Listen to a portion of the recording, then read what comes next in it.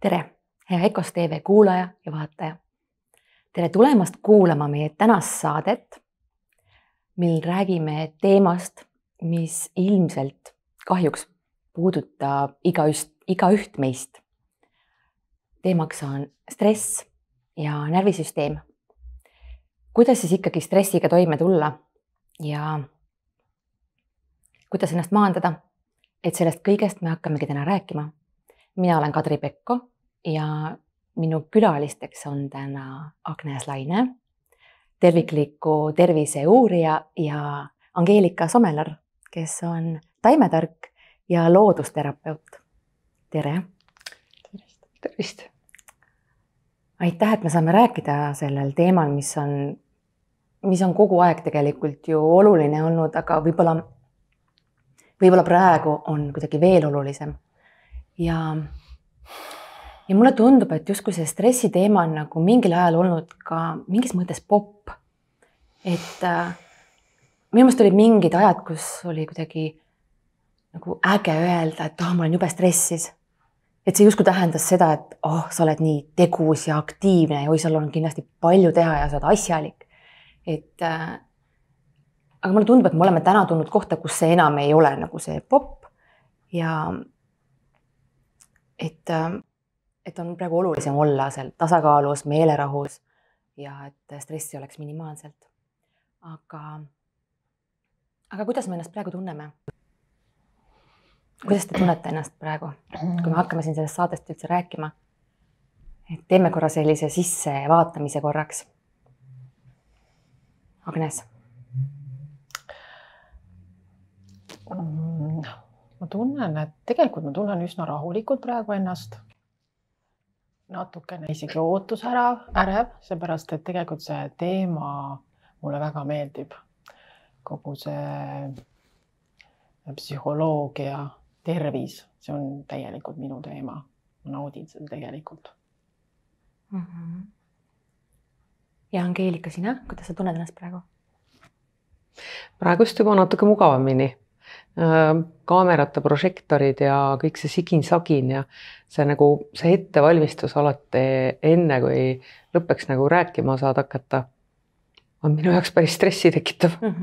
Et mõni inimene sulandub kaamera ees võib-olla paremini, kui ma juba räägin ja ära unustan. Et kui ma saan sulle, Agnes, otsa vaadata ja sulle, Kadri, otsa vaadata, siis ma tunnen ennast juba kindlamalt. Et ja, minu jaoks on see alati olukord, kus ma nagu tunnen sellist ärevust ja palun, et ma sellest kiiremini läbi läheks. Ja mina tunnen ennast, just alati ongi see esimene hetk, et kui see esimene hetk on tehtud, siis tuleb juba see rahu ja selline mõnus tunne. Et ma olen ka hästi põnevil, sest mind ka see teema väga huvitab, nagu Agneski välja tõi. Ja just on hästi huvitav jagatagi enda kogemusi, et meil olekski saade hästi praktiline ja et kuulaja ja vaataja saaks siit just selliseid konkreetseid nippe, millega igapäevas hakkama saada paremini. Aga hakkamegi siis nüüd otsast minema. Et Agnes, mis see stress siis täpsemalt on ja kuidas ta meie keha ja meie organismi mõjutab? Öeldakse, et kuskil 80% haigustest on psühhosomaatilised. See tähendab, et haigused tekivad allasurutud emotsioonidest ja ka kogetud allasurutud traumadest. Ja ma tooksingi siin praegu kohe ühe näite, mis oleks ilmselt ilmestab kõige paremini, et kui laps on väike ja ta kuuleb oma ema-isa tüli pealt veel hullem, kui seal toimub agressiivsus või agressioon, siis see laps sel hetkel tardub. See on tema jaoks õudne, sest tema jaoks 2 kõige olulisemat inimest, toitjad tülitsevad omavahel. Ja ta ei tea, mida see tähendab, ta ei saa ära põgeneda, ta ei saa vahele minna ja tema kehas toimub niisugune jäigastumine, tardumine ja sellel hetkel see kõik salvestub tema alateadvusesse ja kui nüüd vanemad või siis ükskõik kes, keegi kolmas ei aita tal sellest tardumusest nagu lahti saada, kas siis läbi selgitamise või siis mingi kehatöö, siis see jääbki sinna kehasse, mis põhimõtteliselt kantakse terve elu kaasas kuni täiskasvanuikka ja kus ta tegelikult edasi mõjutab. Ja siis, kui see täisealisena inimene kogeb kellegi teise tüli, ta samamoodi reageerib sellele. Ta võib kuulda kellegi hääletooni, kõrgenenud hääletooni, ta juba reageerib sellele, ehk siis kehas vallanduvad uuesti stressihormoonid. Ja. Aga kuidas see trauma võib siis, kuidas see trauma haigusi tekitab? Ja kas sul on ka juba mingid nõuandeid või mõtteid anda, kuidas see vanem võiks siis juba etteruttavalt tegeleda, et lapsele ei tekiks seda traumat? Ma räägiks võib-olla selle koha lahti läbi 3 seisundi põhimõtte, et inimesed eksisteerivad pealmiselt kolmel seisundil. Esimene on kuskil 70% ulatuses rahuloluseisund, see peaks olema rahuloluseisund, kus inimene on kodus, ta ei tunne ohtu, teda ümbritsevad inimesed, kellega tal on hea olla, ma ei tea, olen kellegi kaisus või siis vaitan kellegi pead ja niisugune mõnus rahulik olek.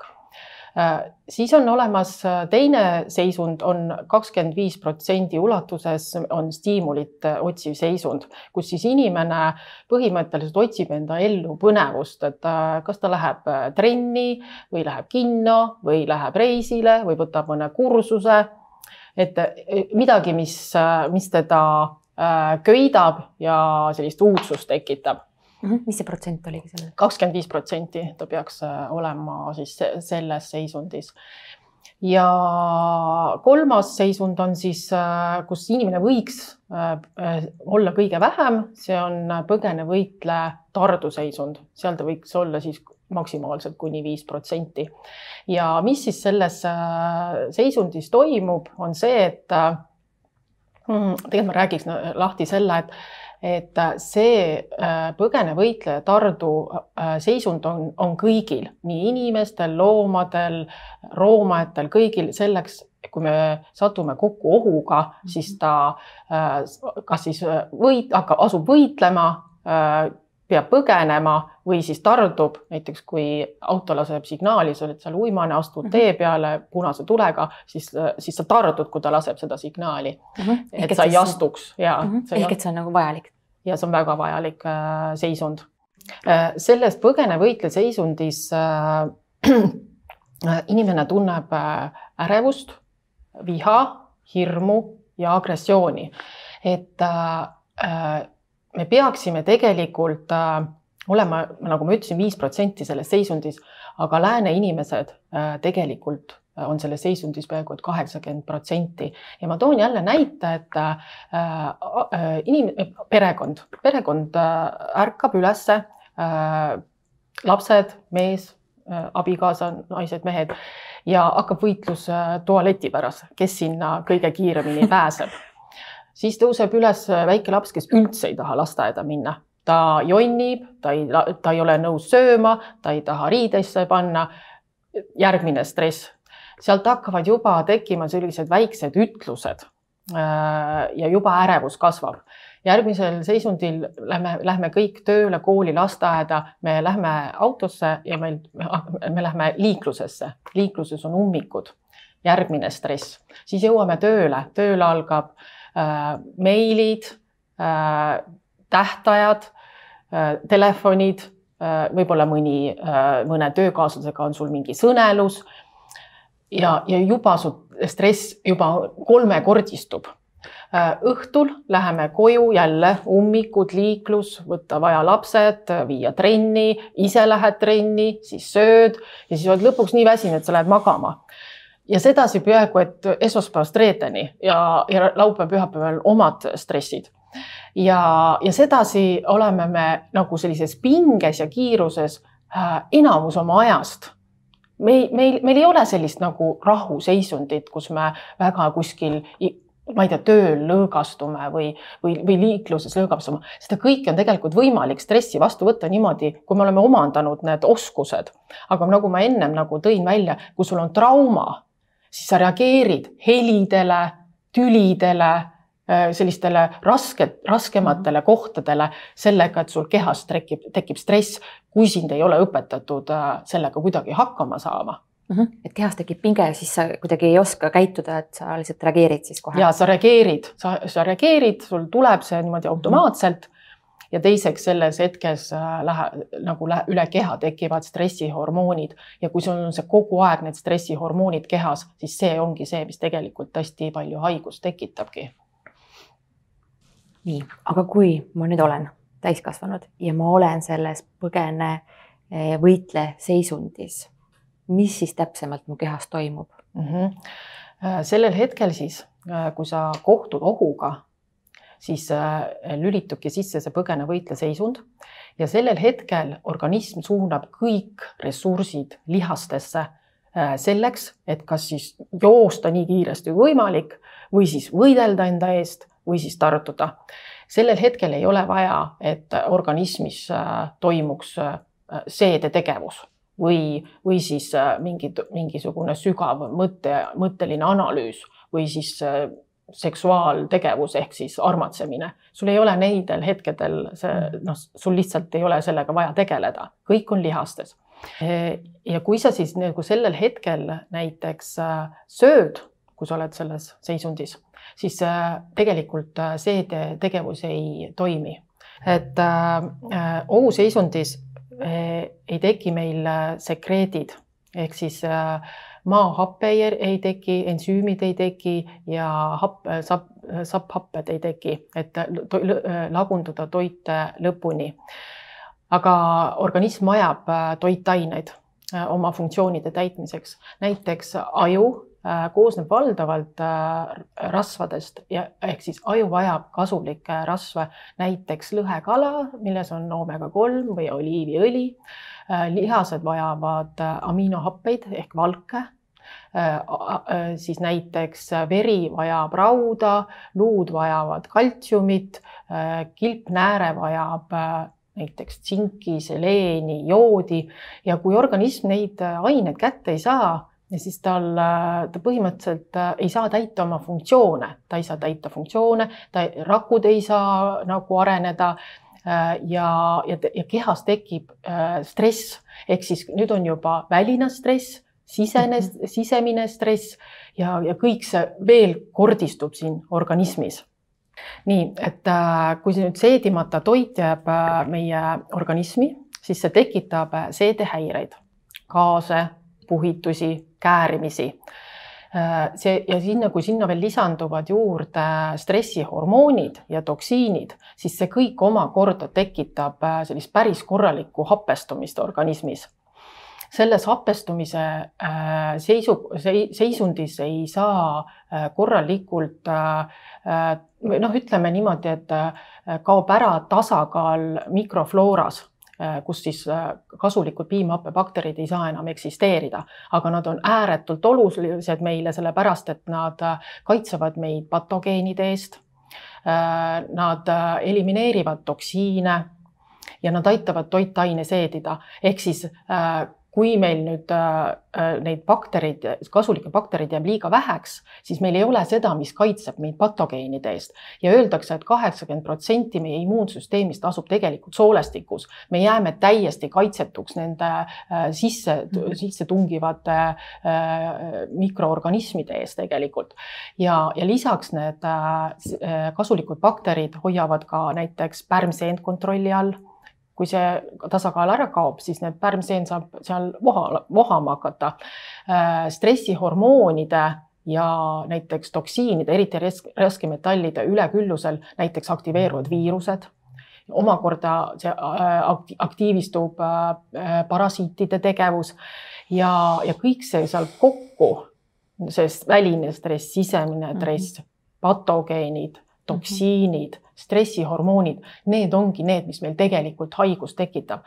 Ja see tulebki kõik peaaegu sellest stressist, mis seal siis hakkab seda keha meie olekut siin sees täielikult muutma.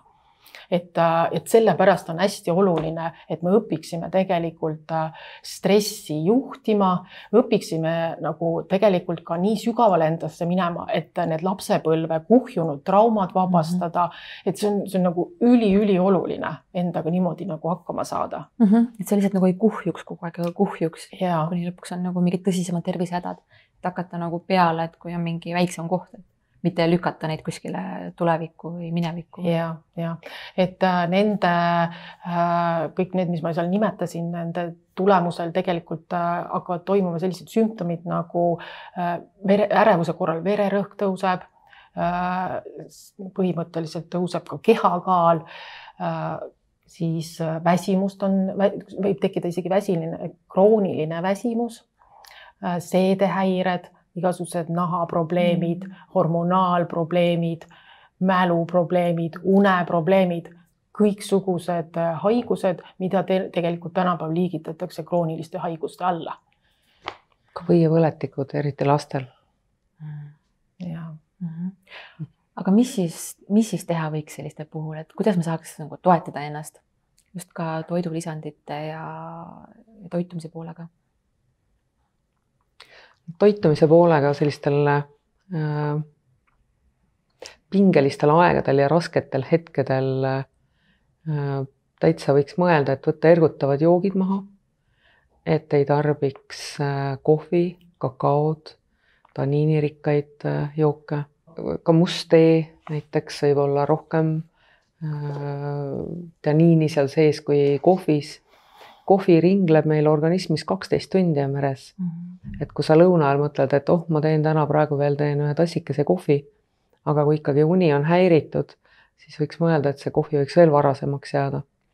Aga kui on ikkagi, sa tunned, et sul on juba rindaväe pista ärevusvoogudega, meeleolu kõikumistega, muutustega, siis võiks isegi võib-olla kohviga mõneks ajaks pausi teha.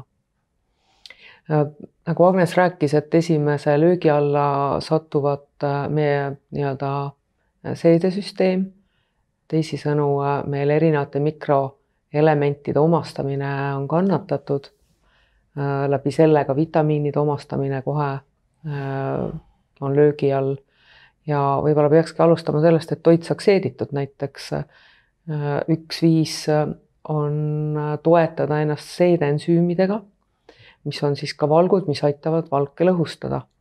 Ekoshil on siis ongi seedensüümid.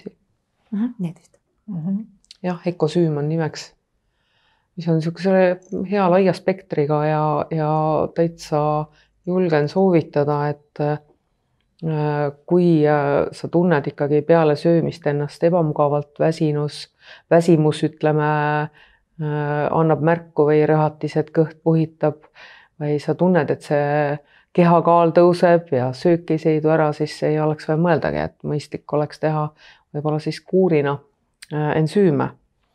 Kuna enne rääkisime lastest ja ega lapsed on ju meie enda stressi peegeldajateks, et kui te vaatate, kui hästi teie lapsed tulevad toime, siis nii hästi tulete ka ise toime, et see on nagu ilmselge. Aga mida ma ise ka oma vastuvõttudel nagu näen ja kuulen, et anna midagi, mis lastele ka võiks anda, et anna midagi, mida lastele ka võiks anda. Ja mõne lapse puhul kuuled, et perearst on kirjutanud rahustid välja, teisele lapsele on kirjutanud antidepressandid välja, aga ega see, et me lapsed tuimaks teeme, ei lahenda võib-olla siis seda põhjust, mille pärast lapsel on stressitase kõrgem. Aga tänapäeval on see siis juba täitsa selline tavaline, et lastel on stress. See on väga tavaline, et lastel on täna stress. Ja esimene asi, mida kõik lapsevanemad võiksid teha, on lastele anda probiootikume, häid baktereid juurde. Ja probiootikume on täna erinevate vanusegruppidel on erinevad probiootikumid. Ja te saate ise kogeda seda, et laste närvisüsteem on juba nii-öelda toetatud. Ja muidugi tuleks ka mõelda, et üks asi, et me anname küll häid baktereid juurde, aga head bakterid tahavad ka süüa saada. Ja heade bakterite lemmiktoiduks on kiudainete rikkad toidud. Et marjad, seemned, puuviljad, et siis võiks mõelda ka prebiootikumide peale. Aga kindlasti üheks toetavaks pooleks näiteks ka laste puhul kipub olema see, et nad ei ole väga lihasööjad, aga liha on just see koht, kus tuleb kõige rohkem meil B-grupi vitamiine. Kui Agnes rääkis ennem lihastest, siis ka lihased tahavad meil B-grupi vitamiine saada, aju tahab B-grupi vitamiine saada ja kogu närvisüsteem toetubki B-grupi vitamiinidel. Ja samamoodi kui ükskõik mis stressi tase, kui tõuseb, siis annab meil kohe tunda ka seedesüsteemis B-grupi vitamiinide tootmine, mis tähendab seda, et me jääme B-grupi vitamiinide nälga. Ja kui see pinge on meil juba pikemat aega kestnud ja meil tekibki B-grupi defitsiit, B-grupi vitamiinide defitsiit, B12 organism nagunii näiteks ise ei produtseeri, et taimetoitlased enamasti on ka sellest teadlikud ja jälgivad seda. Ja perearstid ei tee rohkem, kui teevadki B12 näitu, et ma sageli kohtan seda, et ei, mul olid kõik vitamiinid nagu korras. Ja siis, kui me hakkame natuke lähemalt uurima, aga milliseid vitamiine siis uuritakse perearsti poolt, siis selgub, et need on tegelikult 2 vitamiini, B12 ja D3. Aga inimene vajab oma nii-öelda siis eksistentsiks iga päev kvaliteetset külluslikku nii-öelda vikerkaart oma toidulaual ja ideaalis võiks olla see ka veel ära seeditav, aga kui me ei tule toime pingega, mis meil igapäevaselt ümbritseb, siis me jääme hätta ja nii lihtne see ongi, et siis oleks mõistlik nagu kas või lihtsate asjadega hakata ennast toetama, mis võimalik on ja selleks on taimsed preparaadid, selleks on head bakterid ja eeskätt nagu mõeldagi läbi, et kuidas sa tunned ennast peale sööki ja küsida ka oma laste käest, et kuidas sa tunned peale sööki, et kas nüüd on niisugune väsimus, et viskaks kohe diivani peale siruli ja suudan ainult telekapulti, eks ju, näppida. Või sa tunned, et sa said energiat. Et minu meelest ongi nagu oluline aru saada, et peale toidu söömist ei peaks olema väsinud, et vastupidi peaks olema energiline, aga see justkui on nagu tundunud tavaline, et pärast ongi viskad leiba luusse ja nii edasi, et peab olema nagu see aeg. No just, ikka need oleks sellised seedimist toetavad esimesed mõtted.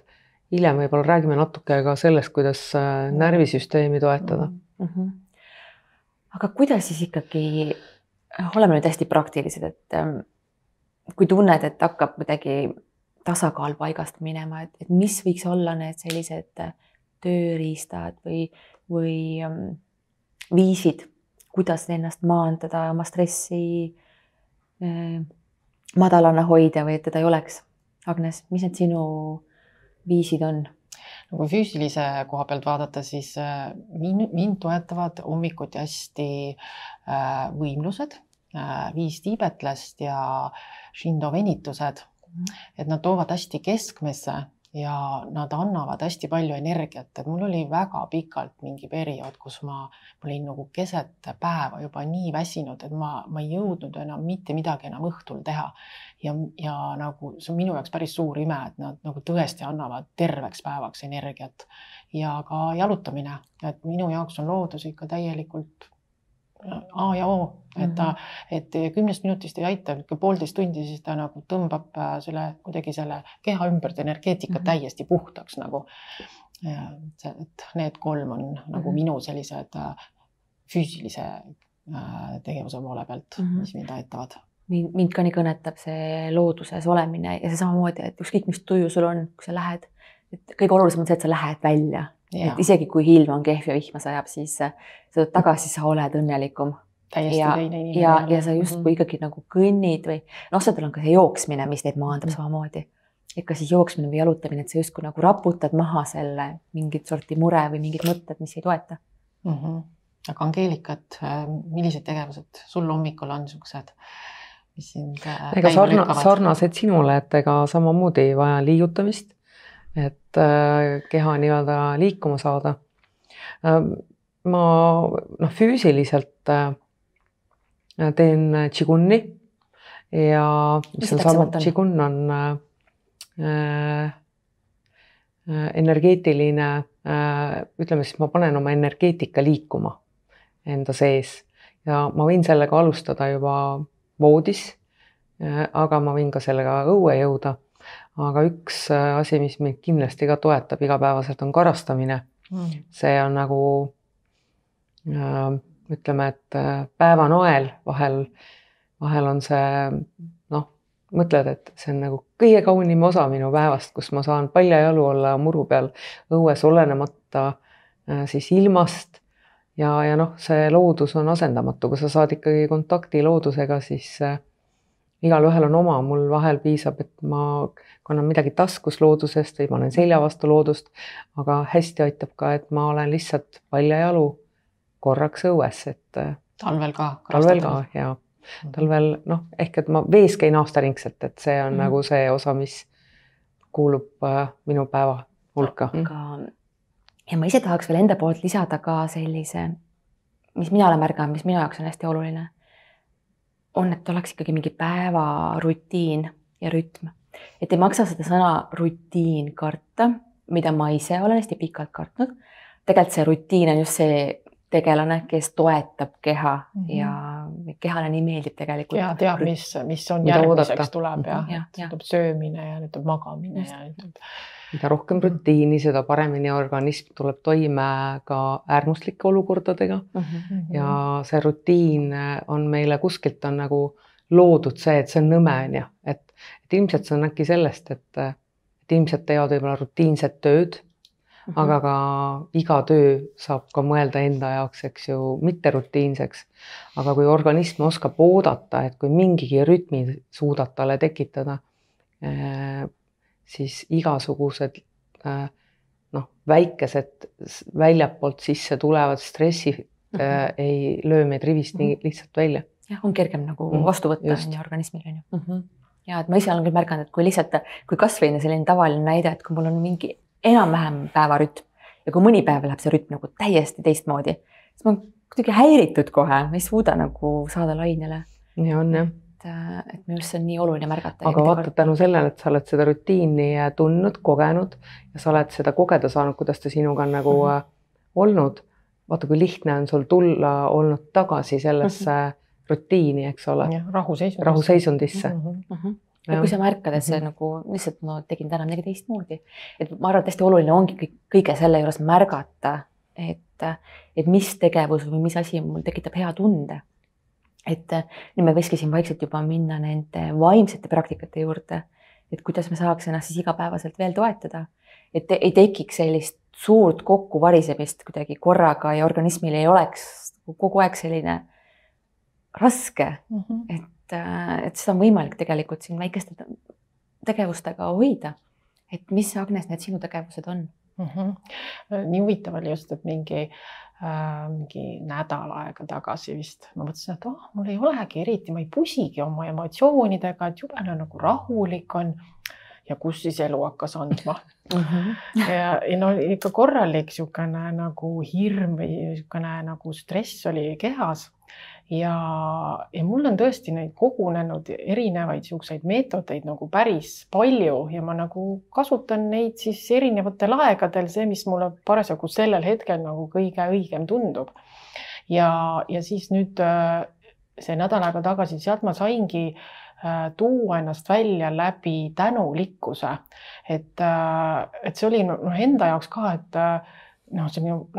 see käis nii kiiresti ja nii sügaval tasandil. Ta tõi mind niimoodi kohe nagu välja.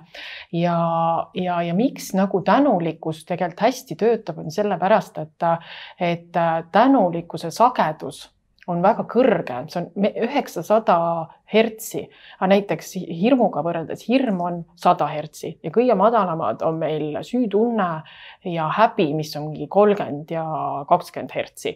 Ja kui sa nagu oled tänulikkuses, see on nagu kiirlift läheb, see on otse mingi kõrgsagedusse, ta tõmbab automaatselt sind sellisesse täiesti teise siuksesse kõrgsageduslikkusesse ära nagu. Ja toimib see tänulikkus hästi nagu siis, kui sa oled tänulik mingi sinu jaoks mingi olulise asja pärast. Näiteks, kui sa oled kunagi kannatanud millegi pärast, näiteks mingil perioodil hästi kaua külmetanud kodus. No kodus on olnud siuke jahe, on ju. Ja sa pärast elad siis nüüd soojuses, siis sa saad siiralt nunda tänulikkust selle eest, et sul on kodu soe, sul on soe vesi. Ma ei tea, igal ühel on mille üle nagu tänulikkust tunda, et sul lapsed on terved või et kui sa oled nagu pikalt olnud mingisuguse valu küüsis, ja see on kadunud, siis mõtled, et vau, et see on kadunud ja ma saan jälle nii siirast tänutunnet nagu tunda. Et ehk siis tänulikkus tõmbab ülikiiresti välja. Et sa kasutad seda hetkes olevat tänulikkust, mitte minevikus kogetud. Just. Et sa oled nagu selles olevikus, on ju. Et siis sa tood seal nagu tegeliku tunde, eks. Aga kuidas seda tänulikkus siis täpsemalt, nagu, too mingi näide, et kuidas, näiteks kas või sa oled mingi tänulik mingi asja pärast, teeme korra läbi selle, sest et see on võib-olla paljude jaoks nagu natuke arusaamatu, et kuidas täpselt, et kas sa oled ette tänulik mingite asjade eest ja kas või sa kirjutad läbi või kuidas sa teed? Too mingi konkreetsem näide. No mina tegin niimoodi, et ma hommikuti teen tavaliselt seda ja ma lähen nagu sellise natuke meditatiivsesse seisundisse. Ma lihtsalt tahan sellist korraks oma ruumi. Panen silmad kinni ja siis vaatangi, mis mul siin nagu sees tekib, mis koha pealt ma nagu päris siirast tänulikkust tunnen. Ja sellel hetkel võib-olla mul tulebki, et ma korraldasin umbes eelmine nädal mingi suure ürituse ja see läks jumala hästi. Ma tunnen siirast tänulikkust sellest, et nagu korraks mindagi sellesse seisundisse, et mis päriselt hetkel nagu ülesse tuleb selle tänulikkusega. Need asjad tõmbavad hästi võimsalt välja. Tahad sa veel mõnda tööriista välja? Jaa, ma kasutan näiteks erinevate hirmude korral erinevaid tehnikaid. Et üks lihtsamaid on see, et ma ei keskendu sellele hirmule sellel hetkel. Ma nagu vahetan, ma suunan selle mingisuguse positiivsele mõttele. See on nagu televiisorist puldi vahetad. Mulle ei meeldi see saade, mis tuleb. Ma otsin midagi paremat. Klõps teine, mis mulle rohkem meeldib. Ja ma teen samamoodi mingisuguste negatiivsete emotsioonidega, et ma ei keskendu sellele, ma ei hakka ennast kerima sellesse emotsiooni sisse, vaid ma keskendun millegi muule. Siis tihtipeale mul on sedasi, et kui mul mingil päeval kuhjub kõik, tunned, et sellega on sedasi ebameeldiv ja sellega on ebameeldiv ja kõik see päev tundub selline, ei meeldi kohe üldse, siis mind hästi toetab see, et homme on see kõik möödas. Ja ma ütlengi endale, ma kannatan selle tänase päeva ära, homme on kõik möödas. Ja mingi 99% see ongi homseks möödas. Et ma ei tea, kas see kuidagi mingi taotlusena toimub või ma ei oska öelda, igal juhul järgmisel päeval on mul kõik jälle nagu hästi. Aga võib-olla see on ka sellest, et ma ei kerinud ennast spiraalina sinna kuskile sügavusse, mis oleks mind ka järgmisel päeval nagu kannud. Aga nende emotsioonidega siis, et kui sa valid, millele sa keskendud, et kui sa vahetad nii-öelda puldil kanalit, et samas see on ka hästi oluline märkida, et see ei tähenda, et seda asja ei oleks olemas. Et nagu sa vahetad puldil kanalit, et see ei tähenda, et seda saadet ei oleks olemas. Lihtsalt sina valid keskenduda teisele asjale. Jaa, ma lihtsalt keskendun sellel hetkel teisele, et kui seal ma märkan, et see teema on ikka väga sügav, et seda ei saa niimoodi eirata, no siis ma võtan järgmise meetodi kätte ja küsin siis, et tavaliselt, et mis on see kõige hullem, mis saab juhtuda. Näiteks oletame, et meil on mingi tüli, seal on mingi oht, et me läheme mingi mehest lahku või midagi. Et see muudab ju väga palju su elu, sa kardad seda situatsiooni. Et siis tasubki nagu läbi käia, et mis on see kõige hullem, mis siis saab juhtuda. Tavaliselt kaks kõige sügavamat hirmu, mis inimesel on surmahirm ja üksinda jäämise hirm. Ja kui sa käid selle jada läbi ja jõuad selleni, siis sa saad aru, et seal vahepeal enne, kui sa nälga sured või mis iganes juhtub, on vahepeal saad sa väga palju erinevaid asju enda heaks ära teha. Ehk siis ta nagu lahjendab seda hirmu ikka kordades. Ja lõpuks võib-olla tekib selline tunne, et aga ma siis vaatan, et mis mulle siis elu hakkab nagu pakkuma selles situatsioonis, kui mind siis näiteks maha jäetakse või ma ei tea, töölt lahti lastakse või midagi. Et kukutan niimoodi ennast usaldusse, et ma vaatan, mis siis saama hakkab. Et elu üldiselt, kui sa usaldad teda, siis ta kannab sind väga edukalt.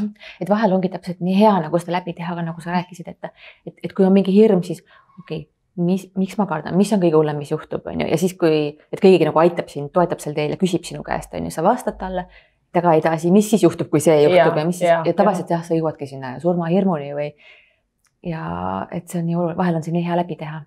Ja mis mul nagu viimasel ajal on hästi nagu toiminud, on see, et ma olen hakanud võtma oma varjukülgi vastu, et väga lihtne on see tingimusteta armastuses armastada oma positiivseid omadusi, aga tingimusteta armastus tähendabki ju see tegelikult, et ma võtan vastu ka oma negatiivsed omadused või mis iganes mul seal on, et ma ei tea, no võtame, et ma olen näiteks isekas, on ju. Et tavaliselt me ei taha isekad olla, me ei taha laisad olla, me ei taha süüdi olla, me ei taha neid negatiivseid, me hakkame nagu tegema kõike selleks, et kuidagi ära lükata, alla suruda, me seisame vastu sellele, aga just õppida nagu vastu võtma. Okei, ma olen isekas ja siis on seal veel hea küsida näiteks seda, et aga miks on hea, et see mu elus on, et mina olen selline inimene, kes usub eelmistesse eludesse ja võib-olla mul on olnud seal mingi viimased elud kõik sellised, kus ma olen kogu aeg kedagi teist teeninud. Ma ei olegi saanud ise enda elu elada, sest ma olen kogu aeg kellegi teise teenistuses, et kuidas teistel nagu hästi on. Aga võib-olla mul selles elus on mingi missioon täita. Ma peangi õppima nagu enda peale rohkem mõelda, et see missioon saaks täidetud. Et kui ma hakkan nagu kogu aeg vaatan, kuidas teistel hästi on, siis jäävad minu asjad lihtsalt tegemata. No seal võib olla nad sellised kohad, eks ju, tasub nagu küsida ja uurida, et miks see omadus siis minu elus on, et mida ta mulle tuleb nagu õpetama. Näiteks need süütunded. Aga võib-olla ma olekski süüdimatu, kui ei oleks neid süütundeid, on ju. Et tasub küsida enda käest, et miks see on. Aga mis tunne see on, kui sa võtad selle varju poole täielikult vastu?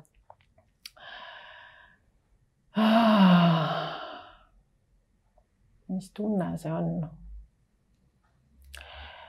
See kuidagi nagu käib su nagu kehast läbi ja sa tunned enda vastu nagu suuremat armastuse tunnet. Et see on okei ju, et ma olen tegelikult ka sellise omadusega, et me tegelikult oleme ju polaarsed olendid, et meis on nii negatiivsus kui ka positiivsus ja mitte ainult ühes inimes, kõikides inimestes on need polaarsused sees olemas, absoluutselt kõigis.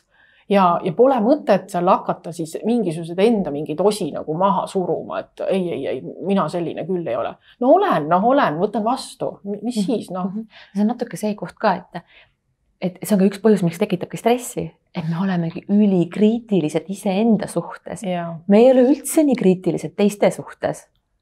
Ja laseme teistel olla nagu nad on ja aktsepteerime neid, aga enda suhtes, ma arvan, et see on väga suur põhjus, miks tekitabki stressi.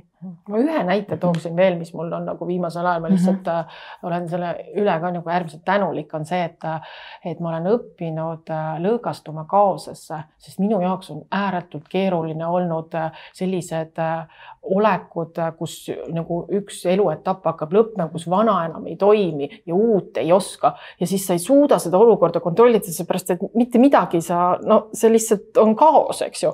Et siis nagu, okei, on kaos, võib-olla kestab kuu, võib-olla 2 aastat, ma võtan selle vastu. Jällegi, et kõik need asjad on sellised enda mingite asjade vastuvõtmised. Ma võtan enda need seisundid vastu, ma võtan oma emotsioonid vastu, ma võtan oma negatiivsed küljed vastu. See kõik on vastuvõtmine, et mida me tavaliselt nagu, me ei taha neid olukordi, eks ju, aga ma võtan vastu need.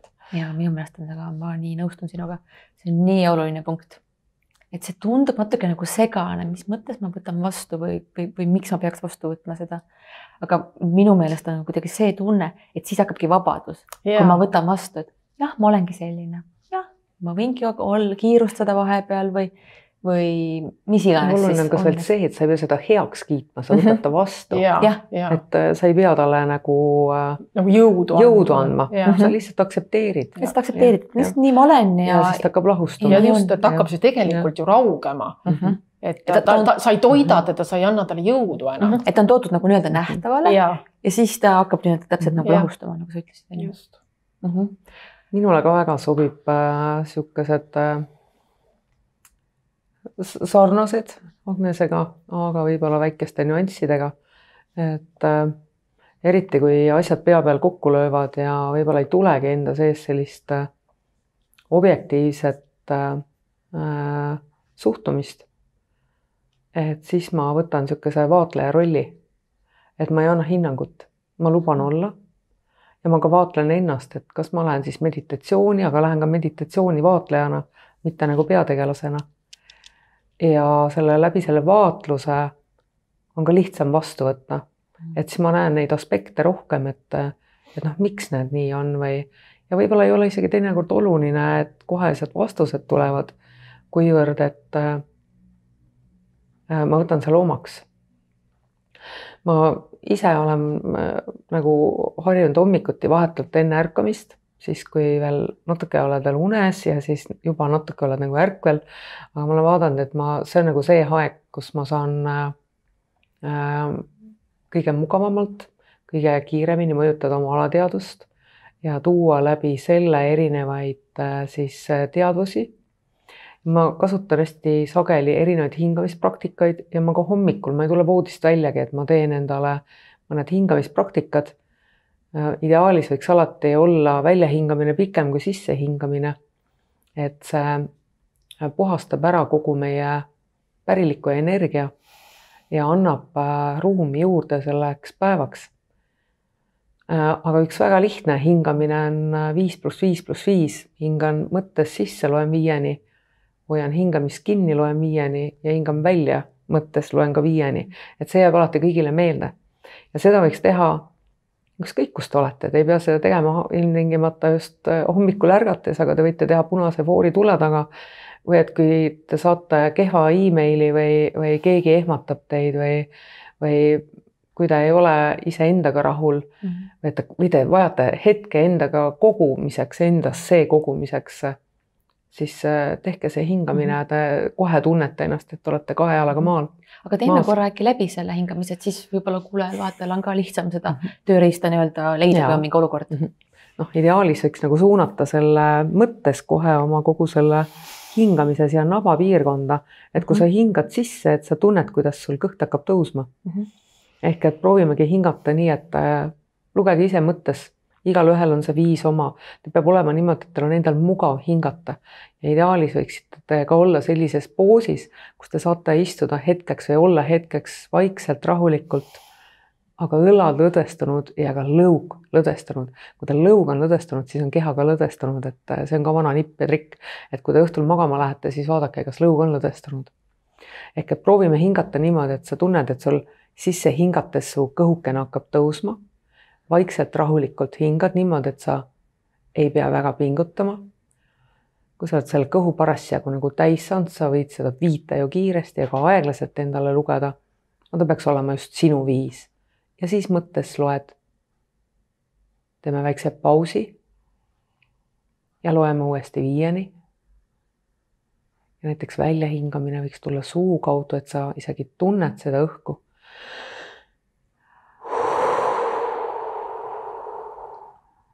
Kõht läheb tühjaks.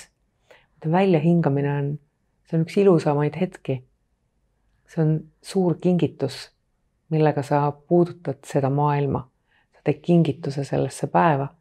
Sa teed kingituse oma lähedastele. Sa teed kingituse iseendale. Et hingata saab igate moodi. Aga see on näiteks üks viis, mis on veel alati nagu trumbina taskus kaasas olemas. Üks asi vist samamoodi, mis Agnes ka mainis, et on ikkagi selline situatsioon või hetk, millega ma ei tule toime. Et ega palavat suppi väga ka süüa ei saa, et sa pead ka laskma tal võib-olla natuke jahtuda. Siis ma panen selle riiulisse, ma panen sahtlisse ära ja ma ütlen, et sa oled minu oma. Ma tegelen sinuga lihtsalt natuke aja pärast hiljem, siis kui ma olen paremini kohal. Ja mulle meeldib see ütlus, et ega ühte head kriisi ei saa raisku lasta minna, et kriisid on need, kus me oleme valmis muutuma. Kriisid on need hetked, kus me oleme valmis peegelduma ja ka teiste peegeldusi vastu võtma, sest et see viib muutustesse. Ja stressirikkal ajal on nagu eriti oluline, et me kuulaksime teisi, et me oleksime kohal. Ja väga hea viis on, et sa lasedki ennast peegeldada, et kas see sinu lähedane inimene, kellega sa räägid, kas ta kuulis sind, kas ta ikka oli kohal. Ja see aitab meid hästi palju edasi selles, et me ei saaks teineteisest valesti aru. Aga kas see võiks aga kas see võib ka lisapinget tekitada? Kõik asjad võivad lisapinget tekitada, et pigem peaks olema see ikkagi kokku lepitud, et mitte, et ma nüüd lendan sulle selga ja ütlen, et nii, mis ma rääkisin. Ütle nüüd, mis sa kuulsid. Alati aitab see, kui ma ei süüdista teist, vaid ütlen, et ma märkan, ma tunnen. Mul tekib ärritus või et ma märkan, et ma olen armukade või ma märkan seda või teist või kolmandat. See on tegelikult ju kindel praktika, see on ka see sõlklingu praktika. Et aga kõik sellised praktikad ongi praktikad. See tähendab seda, et nendega tuleb tegeleda. Ja mida rohkem on meil endal nii-öelda tööriistu, mida me erinevatel perioodidel saame rakendada ja kasutada, me ju tunneme ise ära, mis meile sobib. Seda tegelikult paremini püsime me tasakaalus. Ja nii närvisüsteemi mõttes kui ka teiste jaoks, eks ole, et olla rohkem kohal. Aga kui on ikkagi praegu, ütleme, et on hetkel mingi olukord ja mul ei tule mitte ükski praktika meelde, mida siis teha? Mingi väike asi? Ma kordaks seda, et mine õue ja jalutama. See aitab iga värske õhk aitab alati. Ja kui isegi ei saa minna inimesed, kes põevad mõnda kroonilist haigust või ongi voodisse aheldatud oma haigusega, siis tuleks alati paluda, et tehke akent lahti. Sest haigused teatavasti tekitavad meil ka õhku sellist positiivseid joone, mis teevad õhu paksuks. Kui inimesed tülitsevad ja astud uksest sisse, tunned kohe, kuidas nagu kirves võiks õhku kinni jääda. No täna on nii palju viise, kuidas tuua juurde negatiivseid joone. Isegi töökohtades on juba ionisaatorid olemas, eks ole, meil koduski on. Aga jälle saab loodusappi võtta, saab taimed appi võtta, saab palosantot suitsetada, eeterlikke õliseid, küünlaid. Kõik toetavad tegelikult seda poolt, et me tunneksime ise ennast selles ruumis hästi. Ja kutsun ka üles, et puhastage nii ennast kui ka oma ruumi. Et see ümbrus, mis teid nagu teenib, peakski teid toetama, eks ole, et kui teil on nagu palju pahna ümber, mida kipub meil nagu töölaudadele tekkima, siis mitte kuidagi see ei toeta, see tekitab meis nagu veel rohkem seda tunnet, et mul on nii palju tööd ja see tekitab stressi. Ja kellel ei ole paberihunnikuid laua peal, siis võiks ka aegalt arvuteid korrastada, et ka selle jaoks aega võtta, et ka seal puhastus teha. Mul mees ikka aegalt kodus küsib, et kuna sa tegid restarti oma arvutile, sest restart on üks lihtsamaid viise, kuidas oma arvutile nii-öelda anda jälle seda elujõudu tagasi, seda hingamist. No ei saa teha, mul on miljon asja lahti ja kohe-kohe mul neid vaja. Et ma arvan, et see on tuttav tunne ka teil, aga aegalt, kui sa selle restardi ära teed ka arvutile, see arvuti on sulle tänulik ja töötab hoopis teise energiaga ja seda restarti me vajame aegalt kõik. Ja loodus on minu jaoks on kindlasti see, mis on hästi toetav olnud, et alati ei pea kõike sisse sööma, vahel piisab, et midagi on taskus, midagi on kaelas, midagi ma joon sisse, aga tänapäeva elu on õnneks meil nii mugavaks tehtud, et meil on ka kõik hea ja parem juba täna isegi kapslitesse aetud, eks ju, et tehnoloogia areneb igas mõttes. Ehk et selles mõttes, kui sa ikkagi vajad närvisüsteemile tuge, ma täna vaatan, et ma arvan, et kõik vajavad, et erandlikud kõik vajame, me aegalt võiksime võtta looduselt lisatuge vastu. Ja üheks selleks võimaluseks on ka loomulikult on toidulisandid, eks, ja lihtsad asjad, et need ei pea olema keemia. Et võib-olla äkki ma räägingi kahe sõnaga, üks lihtsamaid mikroelemente on magneesiumglütsinaat. Ja magneesiumglütsinaat on selline vorm, mis on rahustava toimega. Ta toetab nii seedesüsteemi, ta rahustab ka lihaseid maha, aga üks lihtsaim viis, kuidas näiteks õhtul ennast töörongi pealt maha aidata. Ja selline õhtu 18 ja 21 vahel võtta magneesiumi on täitsa võib-olla piisav selleks, et teha see nii-öelda spits on ju. Jah, teha see nii-öelda muudatus ära. Et ma tean, et mõnede meeste jaoks on selleks muudatuseks õllepurgise korgi avamine see, mis teeb see, eks ole, teate küll seda, aga võib-olla aitaks magneesiumist, et ei pea alati olema õlu. Aga kuidas selle magneesiumiga on, kas seda võiks siis võtta õhtul või võib ka võtta hommikul või? Erinevad magneesiumi vormid mõjuvad erinevalt. Magneesiumglütsinaat on rahustava toimega ja võiks proovida alustuseks õhtul, et kuidas sa ennast tunned, kui mugavalt sa tunned ennast pärast seda. Ja kui sa tunned ennast mugavalt, siis võib ka päeval proovida muidugi. Sitraat mõjub rohkem lihastele, on rohkem ergutava toimega. Glütsinaat ei tee kõhtu lahti, et ei pea seda kartma, et kui ma võtan näiteks 2-3 tükki, et ta mõjuks kuidagi vastupidi. Ta toetab ka seedesüsteemi lisaks närvisüsteemile. Aga on ka selliseid kauamängivaid, ma fännan igasuguseid adaptogeene ja üks adaptogeenidest on ashwagandha, mis on nii lihaseid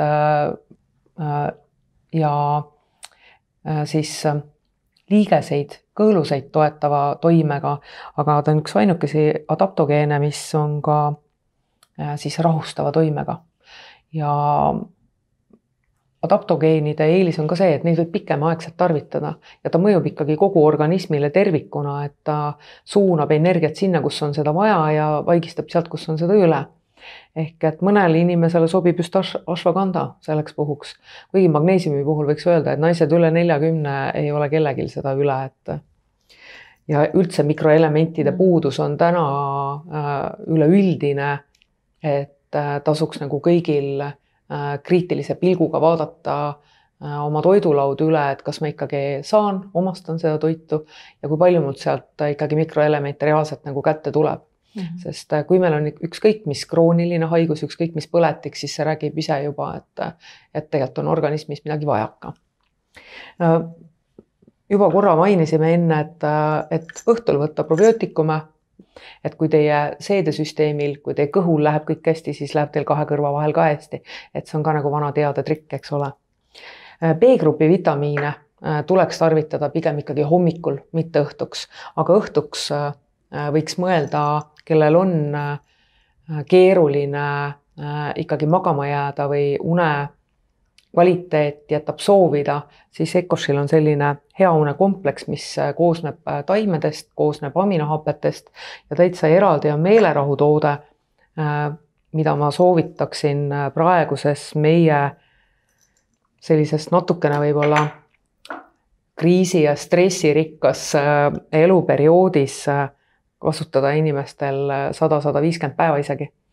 Ehk et sisaldab ta samuti aminohappeid, mis on väga vajalikud nii ajule, lihaskonnale ja närvisüsteemile ja sisaldab head nii-öelda häid taimi, mis kõik toetavad närvisüsteemi ja nad toetavad seda sellisel pehmel moel, et nad ei tee sind uimaseks, pigem nad aitavad sul keskenduda, ta võtab sul selle ärevusfooni maha ja nagu ma ütlesin, seda võib kasutada ka pikemaaegselt, ta soodustab ka und.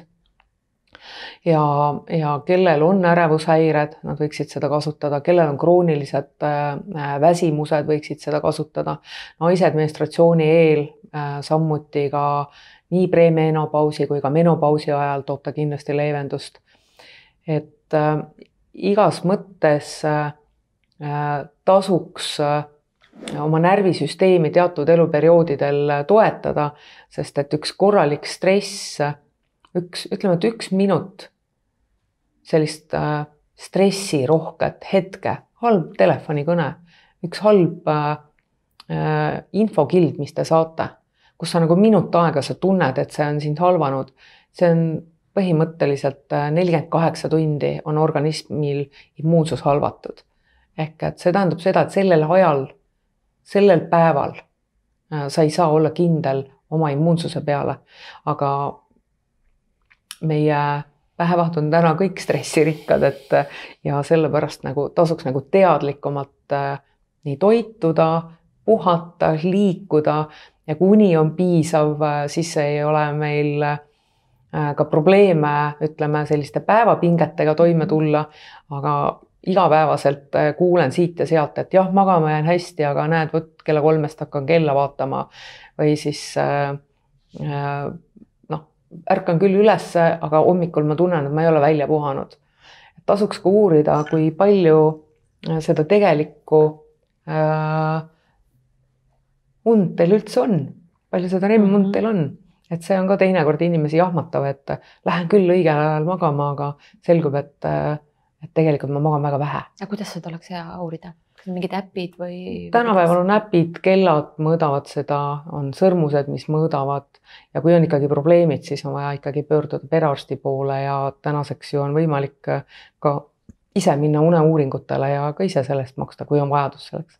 Sest et uni on siiski väga oluline ja vajalik meie stressirohkel perioodil. Ma tooks ühe asja sisse, sa ütlesid, et inimestel, kellel läheb kogu aeg uni ära kella 3 paiku, siis tasub tegelikult maksa kontrollida, sellepärast et kui 3-4 aeg läheb uni ära, siis see on maksa aktiveerumise aeg. Maks läheb tööle siis, jah? Ja see tähendab seda, et maksal on päris suur koormus. Maksa detoksifikatsiooni kõrghetk on ju. Aga mitte ka ainult, et neerud toodavad meil sel ajal ka usinasti kortisooni. Ehk et kui Agnes enne rääkis meile stressihormoonidest, siis kui me täna vaatame meie tavalist inimest, nagu me isegi oleme, siis meid valmistatakse igapäevaseks nagu sõtta minekuks ette, aga sõda tegelikult ju ei järgne. Aga organismi jaoks on see meeletu energia ja ressursikulu. Et me kulutame täna kõik 3 korda rohkem C-vitamiini, me kulutame 3 korda rohkem tsinki, kui tavainimesed peaksid seda tegema normaalses nii-öelda siis eluolus. Ehk et olukorrad on keerulised. Ma kuulsin ükspäev raadiost, et Tallinna psühhiaatriakliinikus on lastele ainult üks psühholoog.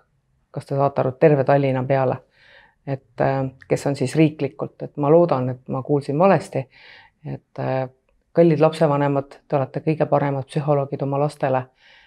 Teie lapsed on teie peegeldused, et tehke midagi iseendaga, et teie tunneksite ennast hästi, sest et siis on ka teie lastel rohkem kindlust ja seda rahulolu.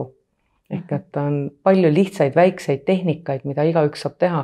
Kõigile ei meeldi võib-olla jooga ja kõigile ei meeldi võib-olla looduses kõndimine käia, aga kindlasti on liikumises midagi, mida meeldib teha. Võib-olla just täna meeldib teha, kükke teha või kätekõverdusi teha või igasugune liikumine aitab, et ma soovitan, liikumine on kindlasti üks võti. Kui sa teed nagu välisliikumist, siis see liigutab su seest ka, just. Ja ikkagi nagu kuidagi puhastada ka ruumi väljapoolt. Kui sa puhastad ka väljapoolt lood korda, siis sa lood ka seespool korda. Ja muidugi stressirohkel perioodil nii vähe alkoholi kui vähegi võimalik, et see on ka siuke vana teada tuntud tõde, et alkohol jäägu rõõmsate inimeste joogiks, eks ole. Et kui sa oled ikkagi stressis ja nukker, siis ennast alkoholiga tuimaks teha, see ei ole, hetkeks on see kindlasti, ta ikkagi lõdestab, ta aitab sul võib-olla rongi pealt maha tulla, aga pikas perspektiivis sa tegelikult kurnad ennast ja mitte ainult füüsiliselt, vaid ka vaimselt.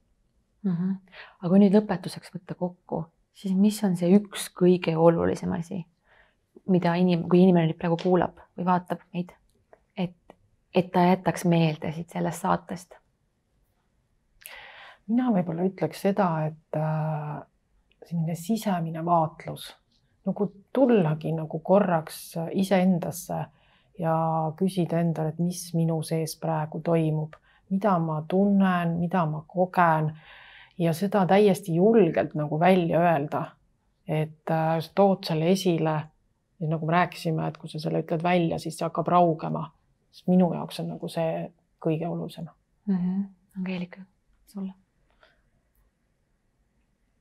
Ma arvan, et kui kodus on kõik hästi, siis me tuleme ümbritsevaga ka paremini toime.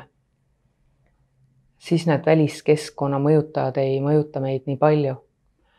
Et lihtne öelda, et kuulake vähem telekat või ütleme meediat, aga tehke midagigi, mida te saate perega koos teha, mis lähendaks teid, et need väärtushinnangud nagu oleksid nagu käega katsutavad, sest see annab teile seda julgust ja seda kindlust ja seda turvatunnet.